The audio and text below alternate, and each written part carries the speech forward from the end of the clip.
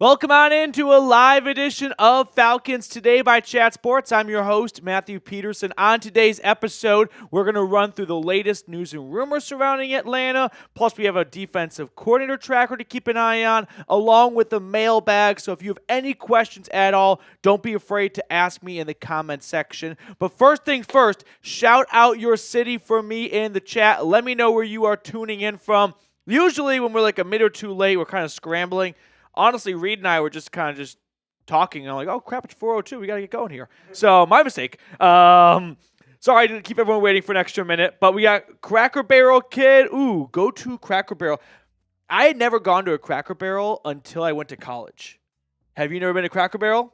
No, I've just had a bad experience with Cracker Barrel. No. Yeah. I feel like everyone's got the chain restaurant they've never been to and the movie franchise they've never seen. I've never watched from start to finish a single Harry Potter, and I've never been to Cheesecake Factory. So I've definitely been to Cracker Barrel, and the unfortunate employees at the Cracker Barrel in Yardley, Pennsylvania, They do not like me. No. For the mess you put in the bathroom? I was a little kid. Oh, okay. Oh, okay. I was a little kid. I was very, very young, probably like 4 or 5. Had too much chocolate milk. Happens. And threw up all over the table. Ooh, that sucks. All over the seat. So yeah, that was sucks. From then on, in my head, Cracker Barrel meant throwing up. So I've never liked Cracker Barrel since then. The crazy thing about insert movie franchise you've never seen, an insert restaurant you've never been to, when people are like, gasp, how could you, how dare you? I'm like, well, it's not that big of a deal. But when I see that someone's never been to Cane's, I literally just want to jump through the camera and strangle you. Like, how have you never been to Cane's? Cane's is, it's a lifeblood of my life. Can I give you a hot take? Yeah, don't say it's bad. Not that good. No, I like Cane's. Not as good as everybody says.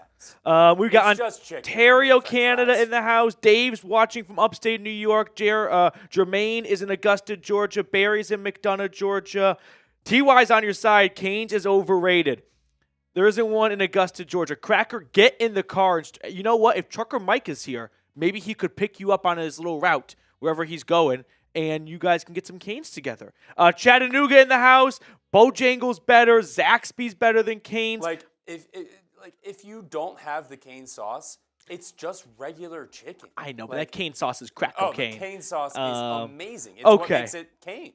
We do have to give a quick shout out to 2 sponsors of ours today, and then we're going to get into the nuts and bolts of today's live show. So appreciate everyone for tuning in right off the jump. Over 100 of you guys hanging out with us here. But quick shout out to our friends over at Game Time. Game Time has an awesome feature called Game Time Picks that makes getting tickets to see your favorite teams play live even easier.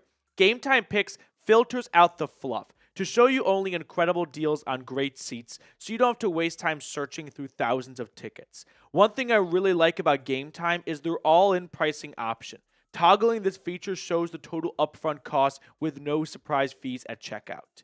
Download the Game Time app, create an account, and use code CHATSPORTS for $20 off your first purchase. Terms apply. Download Game Time today. What time is it? Game time. Prize Picks is also the proud sponsor of our live show today. It's the best place to get real money sports action with some great daily fantasy. Over 10 million members and billions of dollars in awarded winnings. Prize Picks has made daily fantasy sports accessible to all. Download the Prize Picks app today and use code CLNS to get $50 instantly after you play your first $5 lineup. All of that information is in the comments and description of today's video. Download the app today and use code CLNS to get $50 instantly after you play your first $5 lineup. Prize Picks. Run your game. So one question that I want to ask everyone that we're going to talk about later on in our live show, but I'll give you guys a head start now. Would you trade Kyle Pitts? Yes or no? You're the GM. Get the big... I have a chair. Big fancy office in Flowery Branch. Phone rings. Probably not your phone. I got a vision it goes to like the receptionist. I just go off the movie Moneyball, and then they transfer to you. What's her name? No, I feel like every receptionist like that, her name has to be either Janet or Joyce. Yeah, it's a lot of J's. Or Pam. It's a good one. Pamela. But are you saying yes? You're saying no? Right now, it's kind of split. Time Man says yes. Dennis says no. Football Fan says no. Eli's open to it. Simon says no. But Aiden says yes. We're all over the board right now. So my take on it is I don't think he's a bad tight end. Correct. I just don't think they're using him correctly. You are stealing my show. Sorry. I'm just kidding.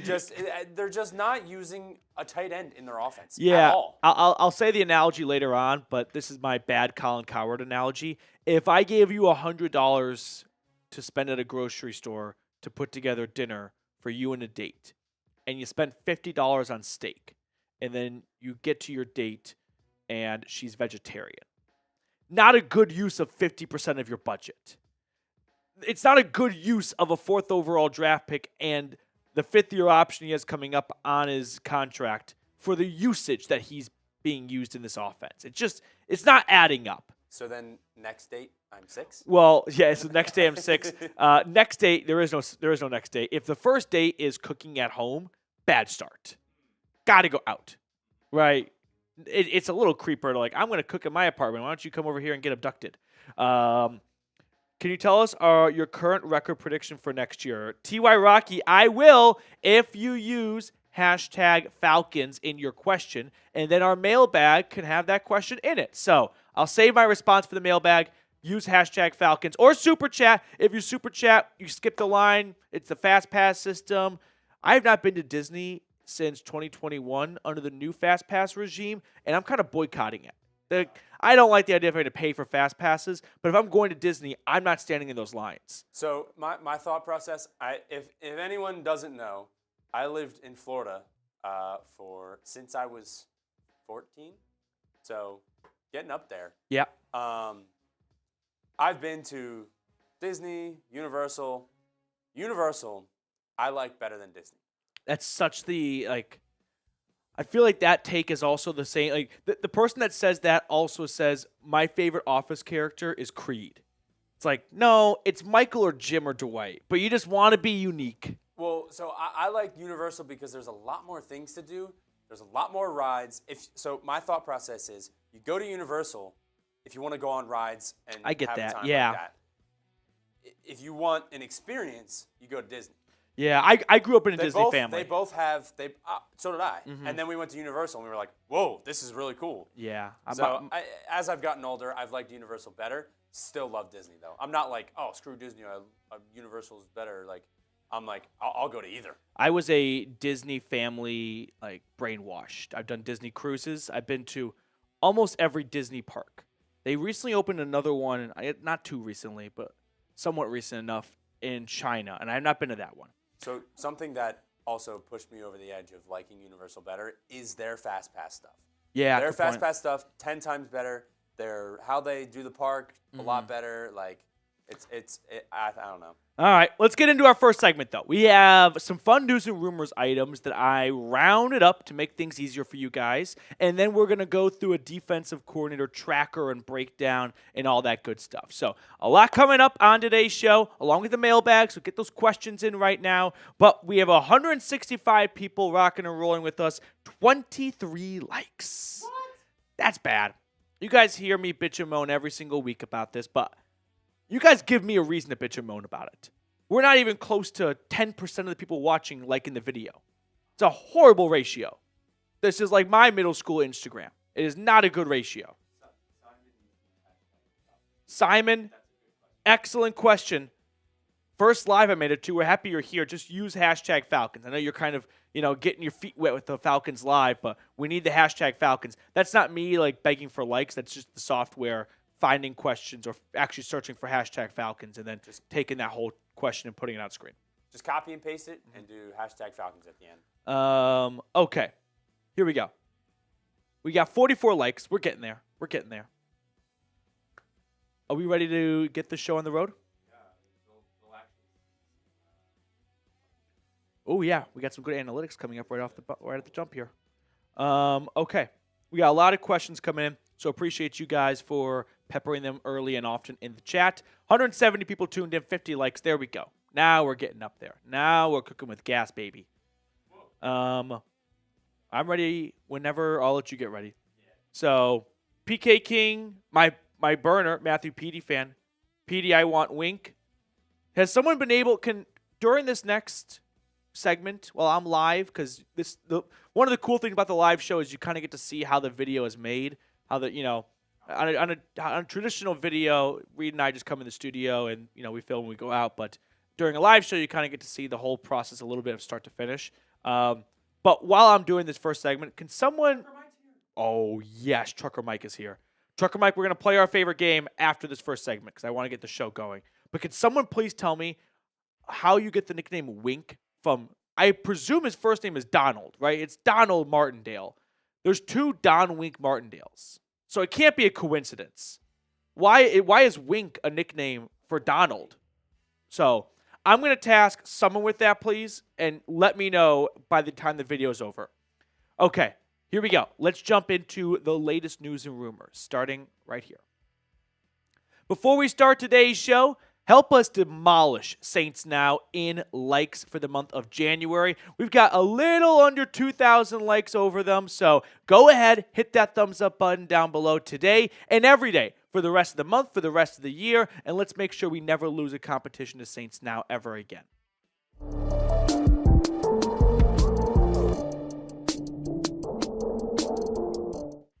Coming up on today's show, we're going to start things off by going over the latest Kyle Pitts trade rumors because I saw an ESPN article that was very informative and went through all 32 teams talking about what's coming up for them in the offseason. And one prediction they made for the Falcons was Kyle Pitts gets dealt. So here's what Ben Solak from ESPN wrote. Can the Falcons get more for him in a trade than they would in a compensatory pick after he leaves in free agency? I think they could, as he has a rosier future on an offense that actually fits his skill set. My prediction, Pitts will get dealt to the Bengals for a day 3 pick. And I like Ben's prediction. I expect at this point, I'd be surprised if Kyle Pitts does not get traded. It's not that there's even a whole bunch of smoke around it. It's just, it's tough to rationalize holding on to Kyle Pitts for the final year of his rookie contract when in year 1 under Zach Robinson's offense, there was very little role for Pitts. I mean, look at the numbers here. Compared to 2023 with, I would say, overall worst quarterback play, can we agree? I mean, he sees a dip in targets and receptions and yards. The only good thing is every year he adds a touchdown. So I can guarantee you this much. He will provide you 5 touchdowns in 2025. So there's that to look forward to. But yeah, I'm just not seeing a huge role. I mean, let's take it one step further. Amongst all tight ends, Kyle Pitts ranked 16th in snaps. Kyle Pitts played every game this year. And he wasn't even top 10 in his position of snaps. There are guys all above him who all miss games. But Pitts, 16th. So what does that go to say? Well, it goes to show that he doesn't really have a huge role in this offense. And it's tough to rationalize holding on to him for a decent price tag as well, by the way, a fully guaranteed 5th-year option.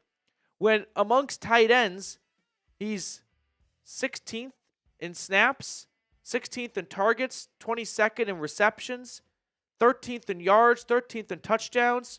There is one good stat, and that's the average. He's 6th amongst tight ends with 12.8 yards a reception.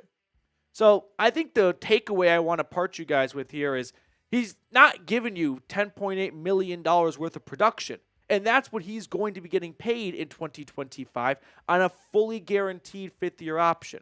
So under the Zach Robinson offense, it does not call for a major tight end. It just doesn't add up to devote $10.8 million of fully guaranteed money and salary cap space to a guy who's 16th in snaps amongst tight ends.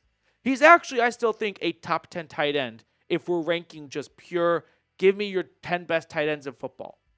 I just don't think he's a good fit in Atlanta. And that's a bummer because it's a ginormous waste of the 4th overall draft pick. But I'd rather just cut your losses now and get something for him before he inevitably walks in free agency, because I don't see why the Falcons would bring him back.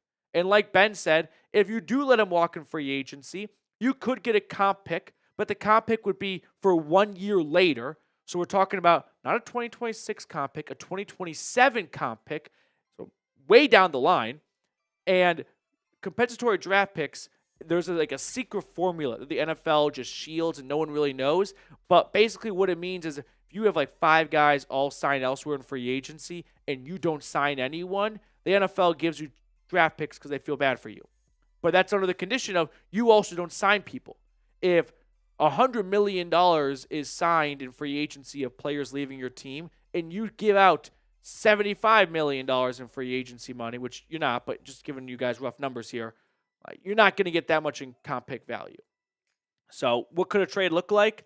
This is probably a little bit on the ambitious side, but what about the Bengals' 4th-round draft pick? Being honest, and I hope no Bengals fans watching this right now, I don't think it would cost a 4th. Guy hasn't been very productive recently, and it's $10.8 million fully guaranteed. Maybe if Atlanta agrees to split that $10.8 million, so $5 million and a 4th-round pick for Kyle Pitts, it could get it done. But I wouldn't be shocked if it's more like a 5th and a 6th or something. But either way, I would love adding a 4th-rounder pick to this very depleted draft capital. 1st, 2nd, 4th, and 2 7ths. So you add a 4th to it, 6 picks to work with, and you got 1, 2, 3, 4 picks in the first 4 rounds. It's not great, but it's manageable. It's not the worst in the NFL. So circling back to this trade idea, yes or no? Are you in on trading Kyle Pitts? I'm not in on the idea that Kyle Pitts is a bad tight end. I think Kyle Pitts is a good football player still, and that's probably just because I can't shake how good he was at Florida and the expectations that follow and the bias of being the 4th pick in the draft. But I do think he's a good player, but I don't think he's worth what you're paying him for a contract year in an offense that just doesn't call his name very often. Towards the end of the year, Charlie Warner was getting more looks than Kyle Pitts. So someone tell me a good reason why they should hold on to him that's not just, well, I think he's good. He might be, but he ain't good on Atlanta's offense because they don't use him in that role.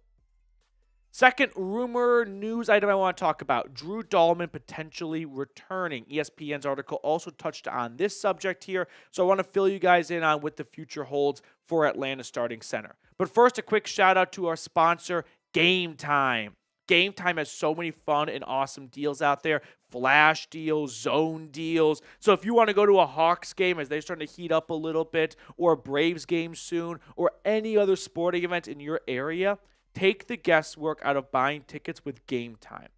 Download the Game Time app, create an account, and use code CHATSPORTS for $20 off your first purchase. Game Time offers the Game Time guarantee. If you find tickets in the same section and row for less, Game Time will credit you 110% of the difference. So once more, take the guesswork out of buying tickets with Game Time. Download the Game Time app. Redeem code CHATSPORTS for $20 off your first purchase. Terms apply. Again, create an account and use that code CHAT Sports for $20 off. Download Game Time today. What time is it? Game time. Let's talk more about Drew Dalman here and what his future holds as he enters free agency for the first time in his career. The guy's a mauler. I mean, he is an absolute bulldog in the middle of the offensive line. It's been great having him between Bergeron and Lindstrom for the last 2 seasons, but he will be an unrestricted free agent, so he can sign where he pleases and whatnot. The Falcons will have an opportunity, like all teams do, to extend, which basically means re-sign, but it's kind of an extension because if you re-sign them before the new league year begins, it's more or less, it's technically an extension, but you get the gist of it. But he's been one of the best centers in football the last 2 seasons. It's been one of the better draft picks by Terry Fontenot. I mean, a great steal, great find in round 4. So, by the way, if you're like, don't trade Pitts for a 4th, you can get way more than that. What's a 4th for you? A 4th could be Drew Dalman, which I think we can all agree is a very good quality player. But here's what Jeremy Fowler wrote specifically. Dalman is 26 and an important part of Atlanta's stout offensive line. Keeping that unit strong is key for Penix's development. Expect Atlanta to make efforts to re-sign Dahlman, who will have a market. I agree with everything Fowler just said. This will really just come down to the money. I'm sure Atlanta would love to keep Dahlman because why wouldn't they? He's been a great center. This offensive line has been a top 10 offensive line for, I want to say, 10 straight years now. I mean, give or take maybe one bad season here or there, but by and large, compared to most other offensive lines, it's been very stout, very consistent, and very healthy. I mean, knock on wood, Dahlman missed a little bit of time this year, but you haven't had like the graphic of, you know what I'm talking about, like week 16, 17, where it's like, this is the 21st combination of starting offensive linemen, third most in the NFL. The Falcons never had that issue. But it comes down to money. And I think Dahlman's going to want to be paid somewhere around Creed Humphrey. Maybe not the highest paid center in football, but probably the second highest paid center in football. So I expect him to be north of $13 million. This was the projection that I cooked up, just my guess. 4 years, $64 million deal. That's an average of $16 million a season, makes him the second highest paid center in football. So the question on top of just Dahlman, because I think there are two levels to this, is if you have to switch your right tackle because you don't trust Caleb McGarry to be your blindside tackle for lefty Michael Penix, do you also want to add finding a new center to your to-do list? Now you're talking about changing 40% of your offensive line. You might not want to do that. So maybe the short answer is, well, if we're going to change our right tackle, we should probably try and keep everything else as consistent as possible. So let's bring back Dahlman, and now we're not getting a new center and a new right tackle for our lefty quarterback, which for a lefty, those are the two most important guys on the offensive line. The quarterback-center relationship and the quarterback and blindside tackle relationship. Maybe they just opt to swap Jake Matthews and McGarry. I honestly don't have a great feel or sense for what the Falcons are going to do with McGarry at right tackle. He's going into a contract year 2025. They could just cut him, but he's a starting caliber player. I know sometimes he's a bit frustrating and maddening, but listen, that's going to be true for most offensive linemen. I think he is a starting caliber guy that you'd have a tough time finding someone guaranteed to be better if you were to move on from him. So maybe you trust him to be your starting right tackle. Traditionally, the right tackle is a run blocking tackle, and that's McGarry, and the left tackle is a pass blocking tackle. Asking Jake Matthews, who's been a left tackle for, who knows how long before even playing for the Falcons, but his entire career, to switch sides at the end of his career might be biting off more than he can chew. So I'm in favor of bringing back Dahlman and not shaking things up more than you already might have to with a new potential right tackle. Make sure to subscribe to the channel, by the way, because free agency is going to be here before you know it. I don't want you in the dark. I don't want you to be the dumb person at your lunch table, at the water cooler. I want you ahead of the curve, and you will be if you subscribe, turn your notifications on. That way you don't miss a signing or a rumor. Third subject on today's docket, the Saints. I thought you guys might like a little, hey, the Saints suck. Let's talk about that to end the video. So the Saints, this might not age well, but that's been true for a lot of my videos, so who cares at this point? Word on the street is Aaron Glenn might be going to the New York Jets. Why do we care about this? Well, Saints are very interested in Aaron Glenn. And coming from the New York Post, sounds like Glenn prefers the Jets. And the Jets, while they have interviewed every coach possible, they seem to have a liking towards Glenn. So one of the top two candidates for New Orleans might skip over the Saints for the Jets, which, by the way, I don't think anyone should want to be the Jets head coach because look how dysfunctional they are. But if he wants to, best of luck to you. The other coach that the New Orleans Saints have their eyes on is Fat Mike McCarthy. But there is some traction that McCarthy could be going to the Bears. The Bears seem to have two coaches at the top of their list, Mike McCarthy and Ben Johnson. Ben Johnson is starting to gain some traction with the new Las Vegas Raiders, which I can't make any sense of whatsoever because I can't really think of anything they have going for them other than Tom Brady's a minority owner and it's Las Vegas. But there are a lot of states and, a lot of teams that play in warm weather states with no state income. So that can't be the only reasoning. But the whole point I'm trying to make here is if Mike McCarthy goes to the Bears and Aaron Glenn goes to the Jets, I'm looking at their head coach candidates list, and these things are always a little fluid, so maybe by the time you're watching this, a name's been added or so. But who are they going to get? They're not going to bring back Rizzy, right? Anthony Weaver, first-year DC with the Dolphins. Really young OC Joe Brady with the Bills. Kellen Moore, I don't think would actually take the job. I think he's someone that's willing to be patient. And New Orleans is not a great job at the moment. Mike Kafka, Giants offense sucks. Cliff Kingsbury, maybe. It's not the worst thing ever.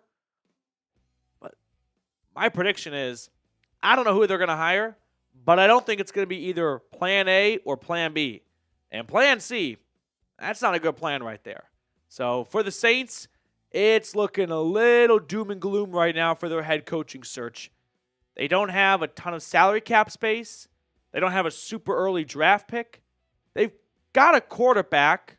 I don't know if it's a quarterback that a head coach wants to hop in bed with and kind of be tied to. So I'm struggling to come up with good pros for the Saints opening right now compared to some of the other openings out there. But I don't think they're going to get their guy or their backup. Before we sign off, as always, well, I don't say as always, but as of late, we've been doing a fun little wheel spin just to kind of get you guys watching on screen for support of the channel, commenting, liking, subscribing. So I picked some recent subscribers and boomsticks. This one's for you. So here we go. Let's see who's going to get 2 claps. And it is Mr. Hell Yeah 72. Hell yeah, 2 claps for you. 1, 2. Appreciate you for subscribing to the channel. I'll see you guys later.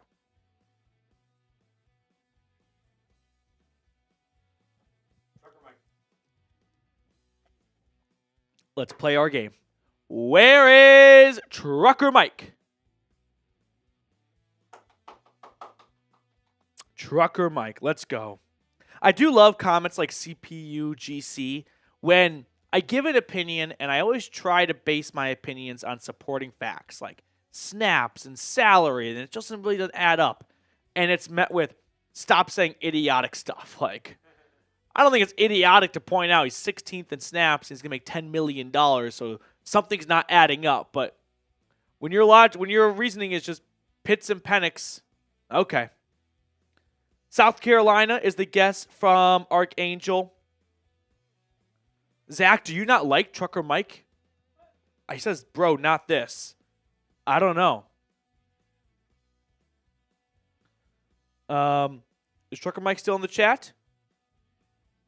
We're going to talk about the defensive coordinator tracker and candidates next on the show. Lav wants to go with Wink or Wilkes. The Alabama Dirty Bird is in the house. Okay, CPU. Sorry for jumping down your throat. I just kind of glanced down and I saw that. What do I think of Derek Carr? You know, Derek Carr I don't think he sucks. I think it's fun to say he sucks. I think he sucks amongst his tier. In his tier, though, I think he's probably a 11 to 16th best quarterback. Do you think he'll ever get back to 2016, Derek Carr? No, I don't think Derek Carr will ever make the playoffs again. Yeah. Okay, I am going with... Well, I don't even see Trucker Mike right now. He was definitely in. He was there earlier, but did we lose him to the road? Oh, no. Well... Hudson, Pete, I'm a Knoxville Falcons fan. Go Vols. Hudson, go Vols, dude. I miss Knoxville every day. My freshman year there, I was like, what is this town? By senior year, I did not want to leave. Trucker Mikey, let's go. Bingo. Okay. What are you thinking? Well, if you don't know, by the way, we have a trucker in the chat, and we always try and guess what state he's currently driving in. He usually hangs out in the Southeast, but you never quite know. He was in Illinois. He was in Illinois one time. It might be a sign. I wanted to go Alabama, and then all of a sudden, we got Alabama Dirty Birds fan in the chat. So I think we're going to go Alabama. Okay. Hudson said go Vol, so I feel like I should do Tennessee. I'm going to go with North Carolina. I'm going to go with North Carolina. Maybe he's over in Wilmington at the beach. A little chilly, though. We're going to give everyone 30 more seconds to guess what state Trucker Mike is in. And then Trucker Mike, give us a last call. You know what I mean? That way we know to get your final guesses in. Georgia, Mississippi's coming in. Georgia's very good. Ty Man's going with an ambitious California. Everyone's taking the Peach State for the most part. Zach thinks Kentucky. Christopher's going with Mississippi. Rusty says Ohio. Tim's going with Alabama. Matthew Peterson thinks that the truck is a boat. He has gone with Hawaii. Hudson's going with the Volunteer State. Steven's going with Texas. Ty Brown, Illinois. Indiana. Oh, Indiana Crossroads State. Good one. Good one. Trucker Mike, are you there? I'm sure he's tired of me just yelling his name. Okay. Next up on the show, by the way, while we wait for our state to be revealed, we're going to run through the defensive coordinator tracker just to give you guys a heads up as to where the Falcons are in this process and the names they have reached out to, the interviews, all that good stuff. So we'll run through all that. Tim is correct. What did Tim say? I said Alabama. Tim said Alabama.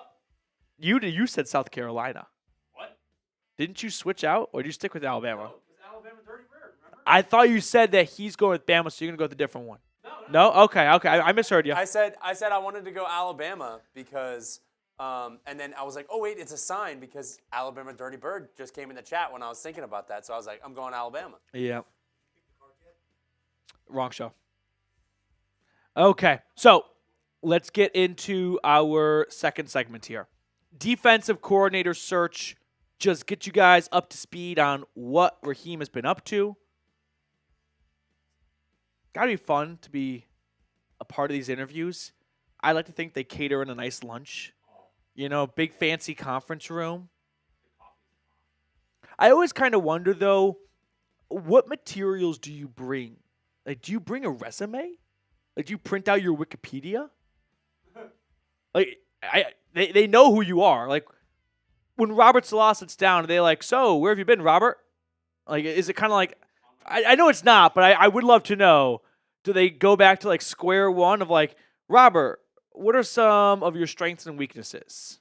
Or is it just like, hey, we're going to show you cut-ups of our film and you tell us what you would do differently? It's probably the second one, but I wouldn't be surprised if dumb organizations are like the really boring interview questions, the icebreaker questions. You know what I mean? I did see a funny story today that the Raiders, I don't know if you guys saw this, 3 years ago, the Raiders, if you remember, there was a draft that had a player or two players with the same name. Byron Young went to Tennessee, and the other went to Alabama. The Tennessee one, in my humble opinion, and it's proven to be so in the NFL, was much better. They both played defensive line. One was a defensive end, one was the defensive tackle. The Raiders called the Tennessee Byron Young and said, we're drafting you. On TV, the pick was Byron Young from Alabama. So the theory is they wrote the wrong name down on the card. Or they could have called the wrong Byron Young. Either way, it's a bad look if it's true. And it's definitely the wrong Byron Young because the Rams Byron Young has been very, very good. So I bring that up because I feel like there are some dumb organizations that would have awkward interview questions.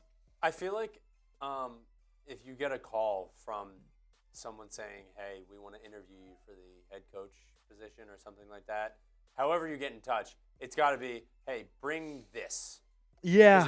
It's not necessarily like he's knocking on the door being like, hey, I have my resume. I'm here for the interview. I know, it's but more like, bring this. When they interview coordinators who are still in the playoffs, I don't think it can be expected that they give the coordinator a lot of homework because they're busy enough with their own homework of the playoff game coming up. I'd like to think that first one is more of a get to know you. And if they like that, then they bring more football stuff in. But that's just my own speculation. I can't say for sure. Okay, here we go. Let's get into our second segment.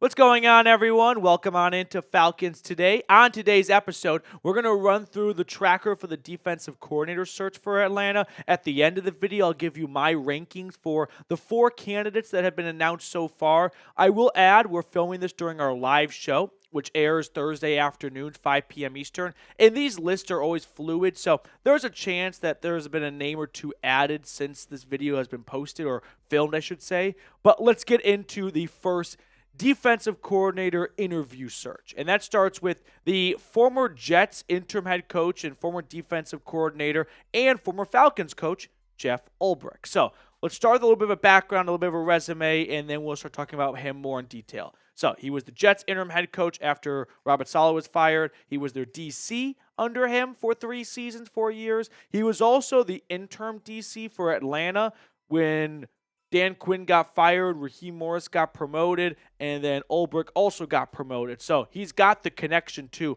the Falcons, of course. He was their linebackers coach for half a decade. He knows Raheem Morris, so he kind of feels like he has a slight advantage already having a good connection with, ownership to a degree, and of course with Raheem Morris. Now, he was a linebacker for the 49ers back in his playing days, and he's gotten a lot of successful linebackers, out from under him. Deion Jones, Tavondre Campbell. 2 guys that were coached by Ulbrich and have had some pretty good success and good seasons.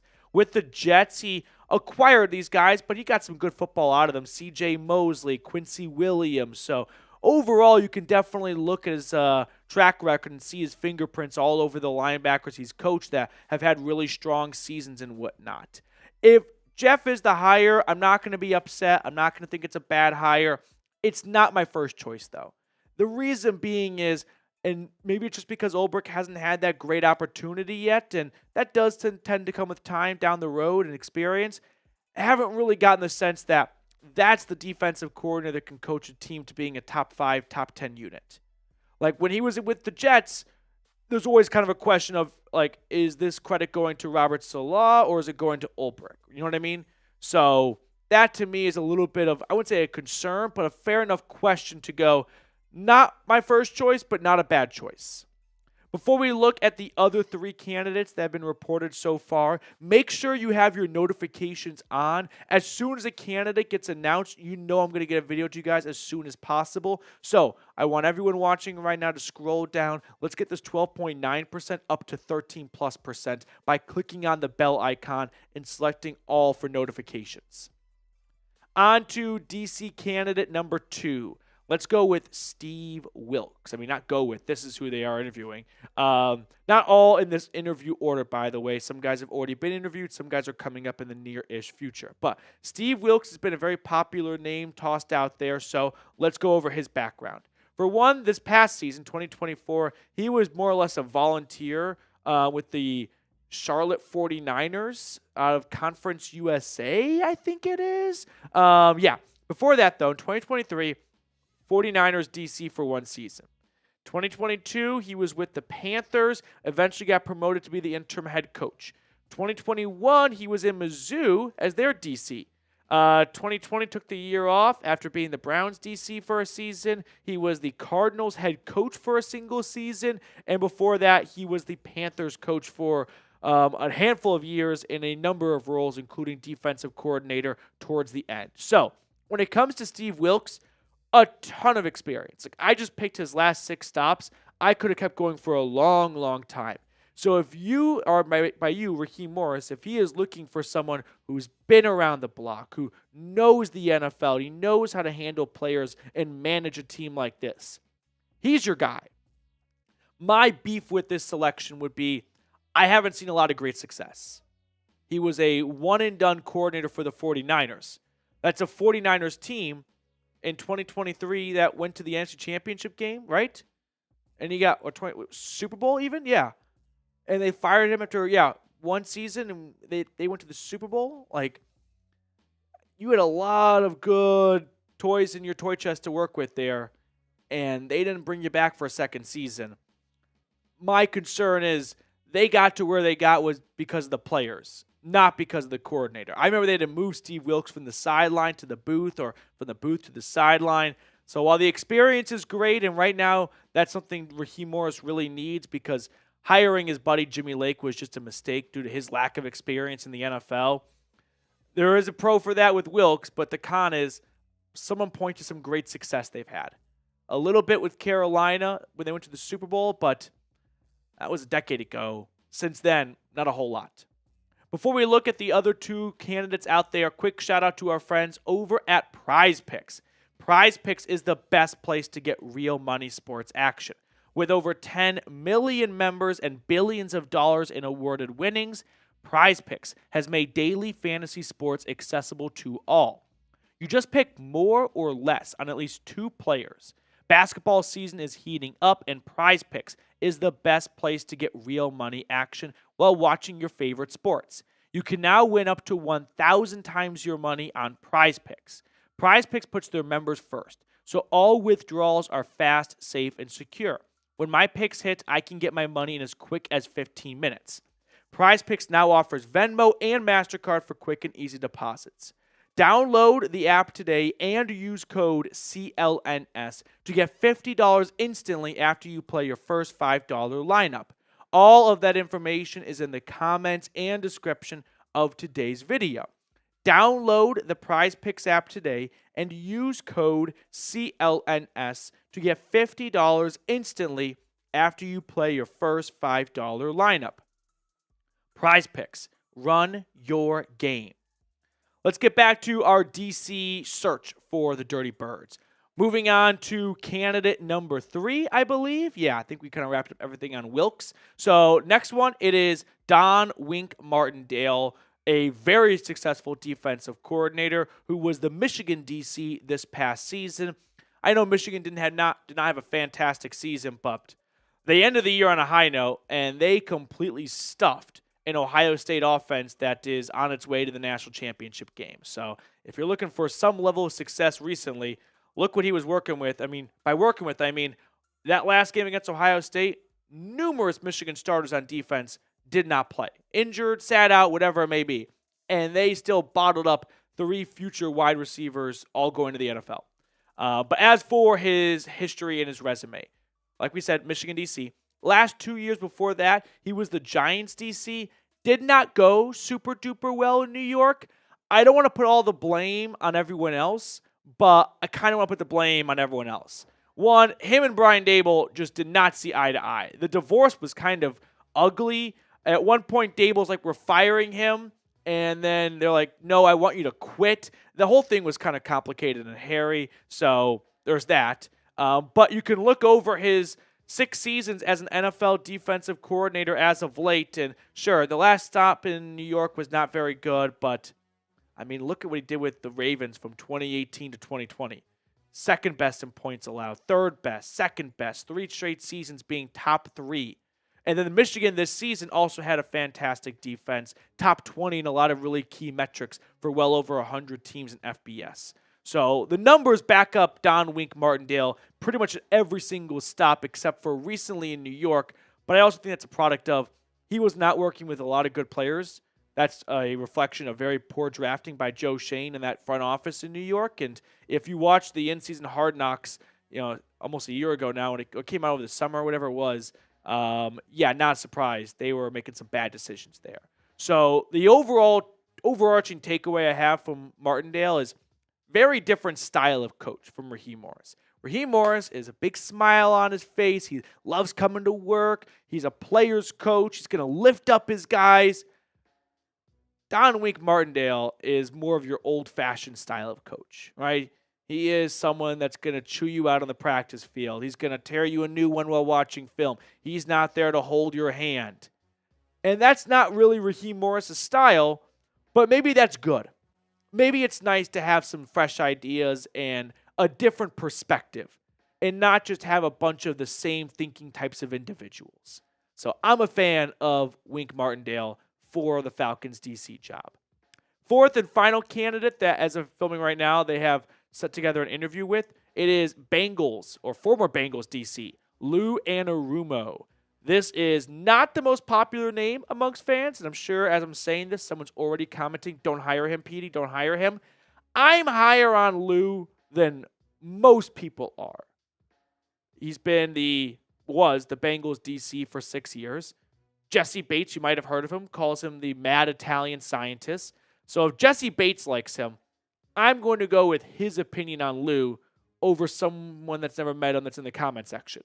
Now, he has a very decorative past of being a defensive backs coach with the Giants, which got him his gig in Cincinnati, with the Dolphins for a while, and then a long time in college football, which would be nice because the Falcons need to draft a corner this year, and I think he could do a nice job of developing a corner, but you don't pick a DC so you can develop a rookie corner. Like, that's just not a good usage of that hire. By the way, quick side note here, I recently rewatched the movie We Are Marshall. I didn't realize when I watched it the first time that their first win came against Xavier, the notable football powerhouse in Cincinnati. Took a lot of fun out of the movie once I realized they beat a basketball school. But as for Lou Anarumo, or anyone else for that matter, taking over the job here, you can look at some really pathetic defensive stats here for Atlanta. Opposing quarterback completion percentage, 69.9. Nice, but not really. Dead last in the NFL. Touchdown passes allowed, 31st. Sacks. Yeah, the Patriots ended up passing Atlanta in the last game of the season. 32nd in sacks this year. Pressure rate, 32nd. So, if you're Raheem Morris, when you're scouting out these DCs and you're in these interviews, what do you think is the first step for fixing the defense? You could go with, if you get a good pass rush going, well, that's going to make the DB's lives a little bit easier because they don't have to hold up in coverage for as long. So the completion percentage is going to go down and the touchdowns are going to go down. Or you can look at it as, if we have some better DBs out there, well, receivers aren't going to get open as quick, so the pass rush can get to the quarterback a little bit quicker. Personally, I'm of the mindset of front to back. Improve the pass rush, and everyone's jobs behind them will get easier and easier. So when looking over these candidates, if the plan to hire Lou is to fix the secondary first, I think we're probably starting at the wrong spot. So if I had to rank these guys from 1 to 4, here would be my rankings. I'd put Wink Martindale first, Jeff Ulbrich second. I'm going to put Lou third because I know I'm on an island here, but he did have some really good defenses with the Bengals. And then Wilkes, he's got great experience, but his defense has never been that good. And the 49ers firing him after one season, to me that says a lot about whether it was the wand or the wizard. I think in this case it was the player, not the coach. All right, that will do it for us on today's show. Thank you guys so much for tuning in. Make sure you turn on your notifications, and I'll see you all next time. That's okay.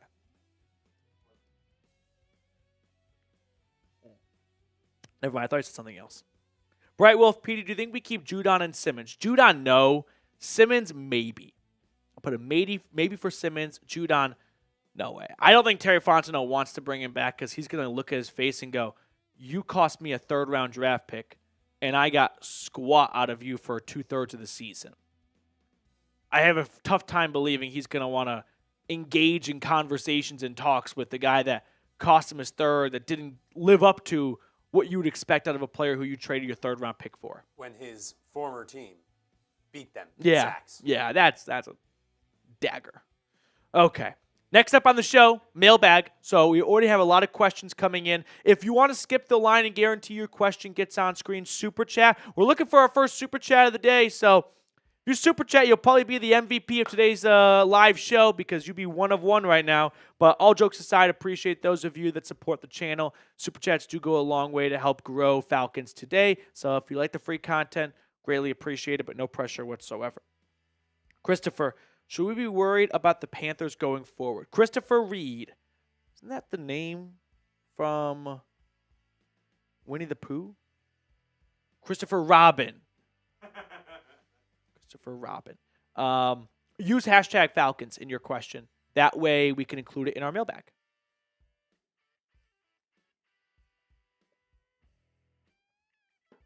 $198 people tuned in. Thank you guys so much for supporting the channel. Simon. Damn. Okay. Let's get into it.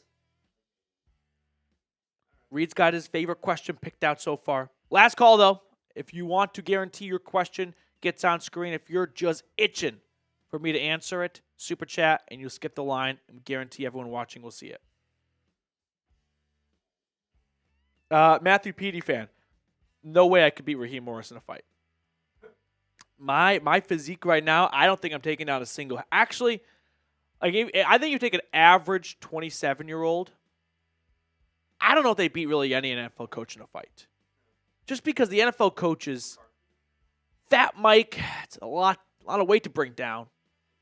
Who do you think would be the easiest if you got like a Sims character? Just an average. Actually, we'll say slightly below average. A little dad bod action. Who's the easiest coach to take down in a fight?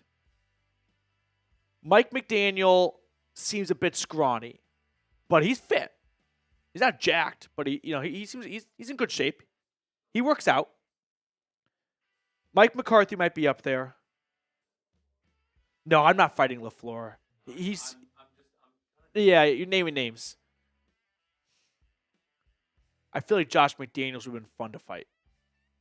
He kind of needs a little bitch slap. This one kind of it's kind of like Andy Reid. I No, was just about, that's what I was gonna say. Can't do the walrus that you dude. You can't do him that dirty though. Can't do the walrus that dirty. You could easily get him.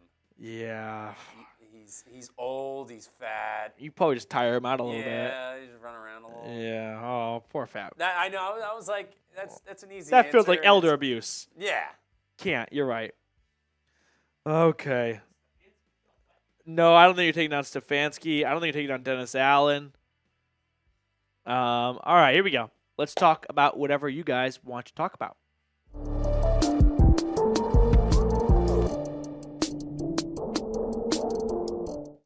What's going on, everyone? Welcome on into a Falcons mailbag. I'm answering questions that came in during our live show, which airs on Thursdays at 5 p.m. Eastern. First question coming in from Aiden. If you could predict Michael Penix Jr.'s stats next year, what do you think they would be? I'll say this. Michael Penix completes 65% of passes. I'll go down a notch because there were some accuracy issues this year. 64%. Let's say he throws for 3,900 yards. Good improvement. I'll say 27 touchdowns and 10 interceptions. For that being his first full season starting, I think that's a pretty good stat line, right? Plenty to work off of, plenty to improve on, but very promising numbers. T.Y. Rocky, can you tell us your current record prediction for next year? Let's go with, I'm going to go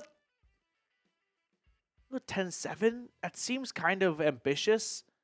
I'm concerned about Raheem Morris, and Jay's going to love this, but if he does not get together his clock management issues, they're going to cost themselves potential wins.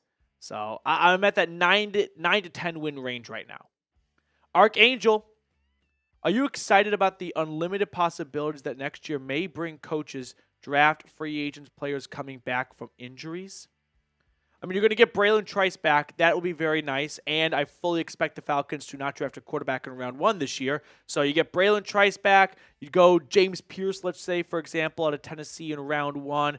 And you can have those two guys starting off the edge and add a veteran and add another draft pick. And more is more in this situation.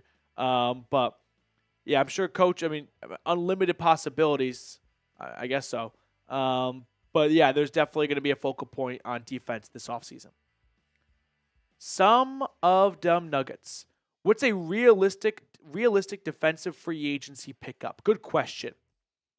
Well, I would expect them to go defensive line in free agency. They might go corner. They go corner. I talked about this name before, but I'll keep tossing it out there just to kind of get the word on the street. I think Asante Samuel would be a really fun signing for Atlanta. I feel like he would be a good fit in Raheem Morris's defense. He comes from a predominantly zone defense in LA with the Chargers to a zone defense in Atlanta. So I think Asante Samuel would be a ton of fun. From the pass rusher standpoint, here, let me just search up some free agents right now.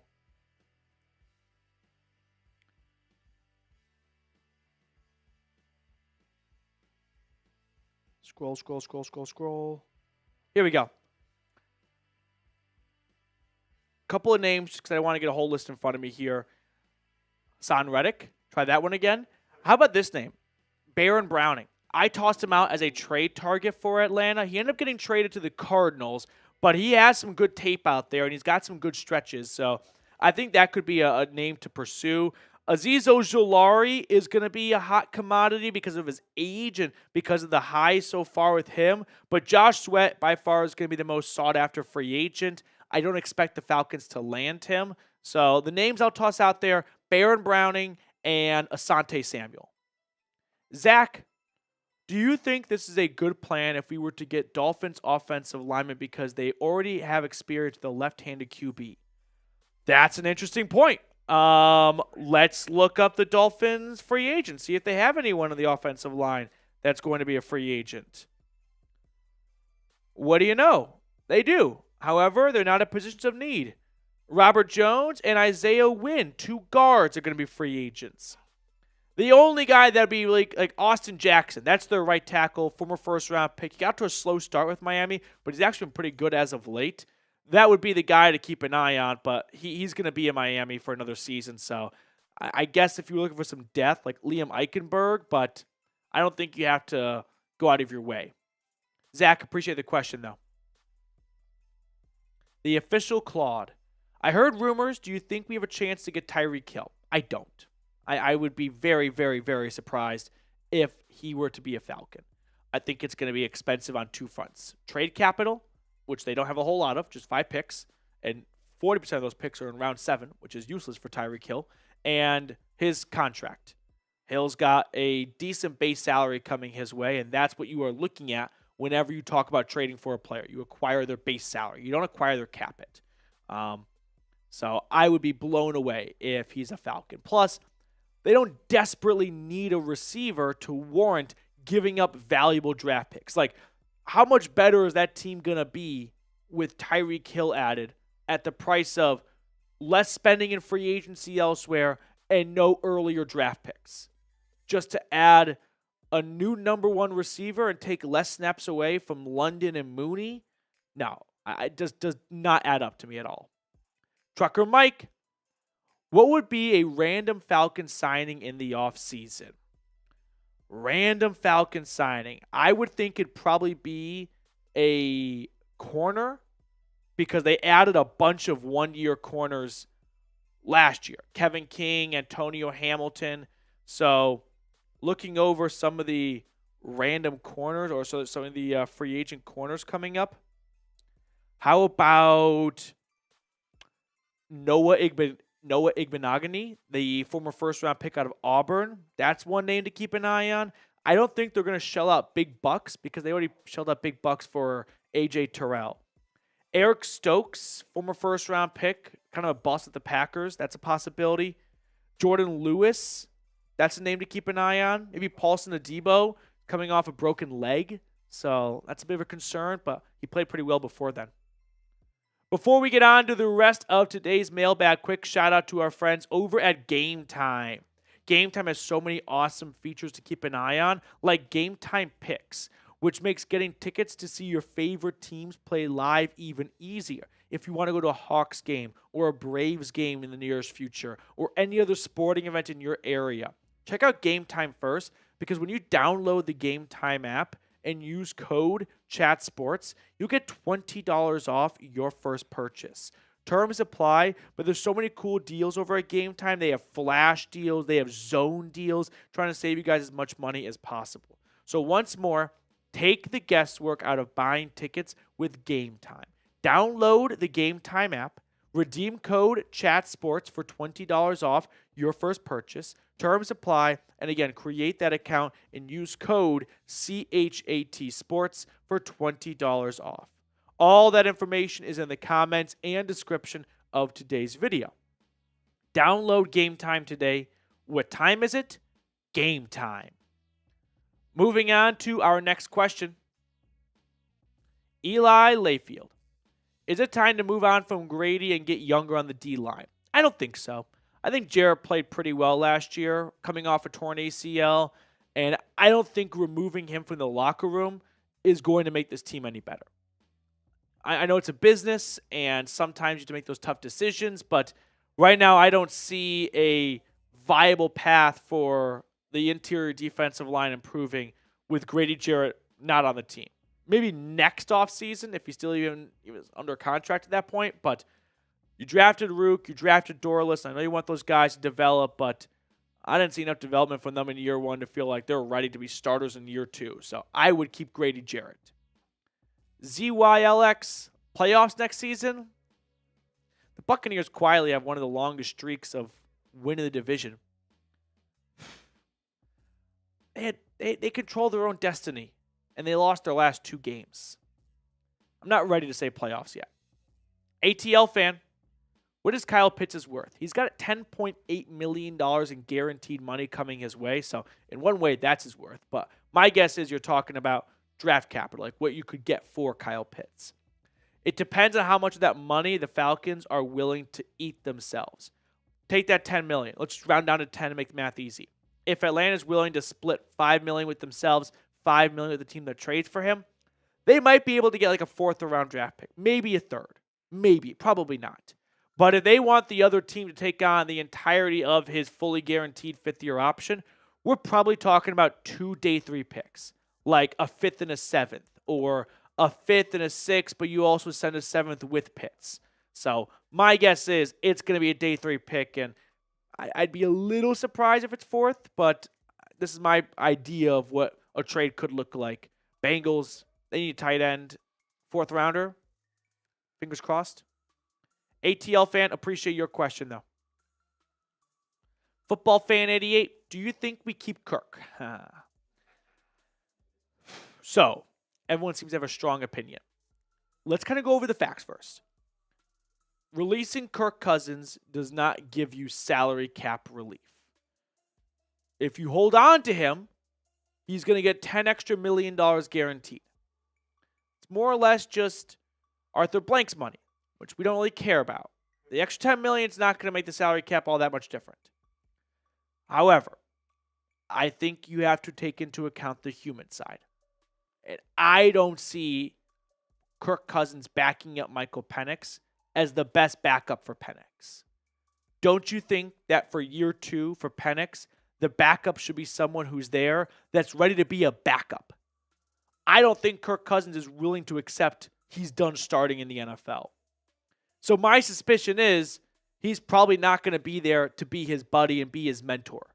Wasn't it Kirk Cousins when when the Vikings drafted Kellen Mond, and he's like, I'm not here to be his coach. Like, these guys are still competitive and they want to play and they want to start. You got to find a Chase McDaniel. You got to find a Colt McCoy. You got to find a backup who's willing to be his backup and help him get ready every week. I don't know if Kirk's going to be that guy next year. He was probably that guy to close out the year because it's just running out the clock till the season's over. But going into the offseason, going to training camp, and it's like, dude, this is the first time in 10 years you're not the starter. Are you ready to stand on the sideline, hold the clipboard, go with the second-team offense, and then going through film review and stuff like that, helping Penix prepare to be his best version of himself? Or are you still there thinking, I should be this team starter? That's an elephant in the room that I don't think it's worth having.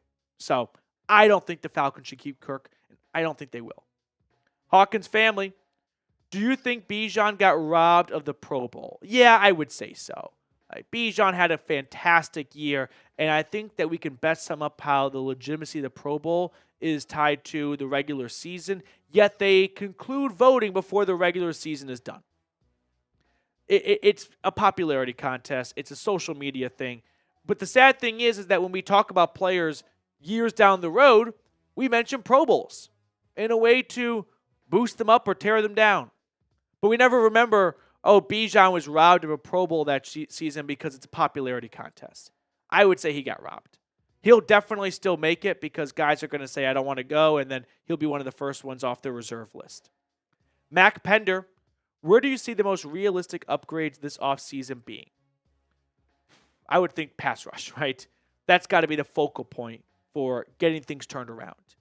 Improving the run stopping, meaning getting pass rushers that can play both the run and the pass. Not selling out for guys that can just only go after the quarterback. Those are good guys to have at your disposal for 3rd and long, but you also got to get yourself to 3rd and long, which means stopping the run on 1st and 2nd down. So addressing the pass rush and then adding some more corners because most of your corners are going to be free agents. Mike Hughes, D. Alford, Antonio Hamilton, Kevin King. So you got to bring some new corners in most likely as well. My burner, could you beat Raheem Morris in a fight? Absolutely not. I do wonder, and you guys can maybe decide for Raheem. If I bumped into Raheem at the airport, no chance he recognizes me. I'm not trying to say this to boost my ego. But if he were to recognize me, do you think I've said enough stuff on the show that he'd want to fight me? Like, deep inside. Because we kind of prop up these athletes as immortals, and they don't have feelings, and we can say whatever we want, and they're just football players. They're gods. But they're humans. They feel like just like you and I do. I wonder if I've said enough where Raheem was like, I want to punch you in the fucking face. I hope not. And if I have, I'm sorry, Raheem. I don't want you to punch me in the face. Please don't fight me. I would lose. All right, that will do it for us on today's mailbag. Thank you guys so much for tuning in. I'll see everyone later.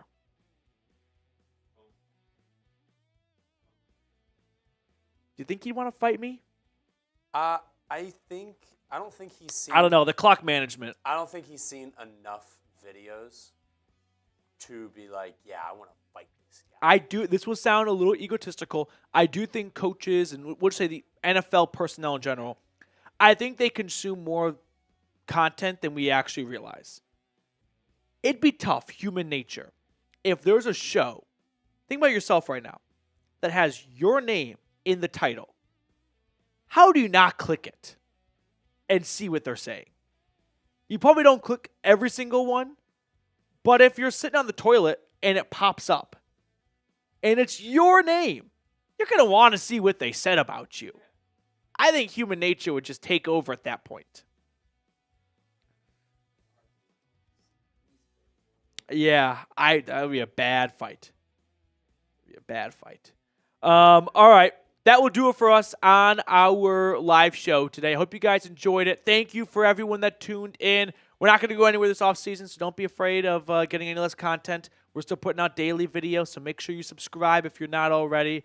I'll let you guys enjoy the rest of your Thursday and your weekend, and I'll see everyone tomorrow.